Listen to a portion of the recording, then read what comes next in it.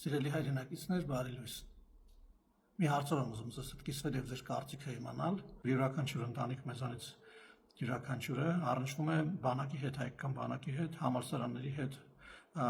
յուրաքանչյուր ընտանիքում ուսանողներ կան, ծառայողներ կան կամ հարազատներ,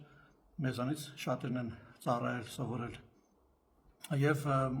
հատկապես բանակում իհարկե ծխախոտի օգտագործումը շատ վատ ազդեցություն ունի համ կանոնադրական հարաբերությունների տեսանկյունից, համ սոցիալական տեսանկյունից, մեկը կարողանում է լավ սիգարետ գնել, մյուսը չի կարողանում, իրարից են ուզում սիգարետ ծխելու հատուկ վայրեր կան, այնտեղ զրույցներ են տարբեր տեսակի տեղի ունենում։ Ես որպես զինծառայող նաև առնչվել եմ այնպիսի իրավիճակների հետ, երբ որ շատերը իմ զինծառայող ընկերներից չծխող եկել են բանակ եւ այդ վարակիչ վատ սովորույթը վերցրել են եւ ծխող վերադարձել են իրենց ընտանիքները, հասարակություն եւ իհարկե նույնը վերաբերվում է նաեւ համալսարաններին։ Մենք նաեւ նույնիսկ 90-ականների վերջերին 2000-ականների սկզբներին իրավիճակ ունենք, որ հատիկով սիգարետ էին վաճառում, որովհետեւ երիտասարդները, ովքեր չէին կարողանում, չէին աշխատում, չէին կարողանում իրենց թույլ տալ տուփով առնել, ասենք մեր համալսարանում կար գնում հատիկով էին առնում սիգարետը, մի քան 10-20 դրամ վճարում էին 30 դրամ, բայց դա նույնպես բերում էր սիգարետի այդ վատ սովորույթի տարածմանը եւ գիտենք, որ այդ վատ սովորույթները արագ տարածվելու բնույթ ունեն։ Ես առաջարկում եմ հետեւյալը, որ քանի որ մինչև 18 տարեկան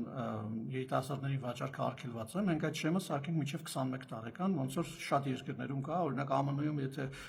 դու ուզենաս սիգարետ գնել մինչև 21 տարեկան չես կարող, ավելին ասեմ, եթե նույնիսկ որևէ սրճարանում կամ ռեստորանում նստած լինես եւ մինչև 21 տարեկան երիտասարդը ցանկանա գարեջուր գնել, նրան չեն վաճառի ուղղակի, որովհետև ID քարտ են ուզում միջև վաճառելի եւ աշխարհում տարբեր երկրներ կան, բազմաթիվ երկրներ, որտեղ գործում է։ Մեզ մոտ նաեւ շատ բնույթը շատ կարևորություն է պետք տալ այս հարցին, որովհետև երիտասարդը պարտադիր զինվորական ծառայություն է անցնում եւ 18 տարեկանն է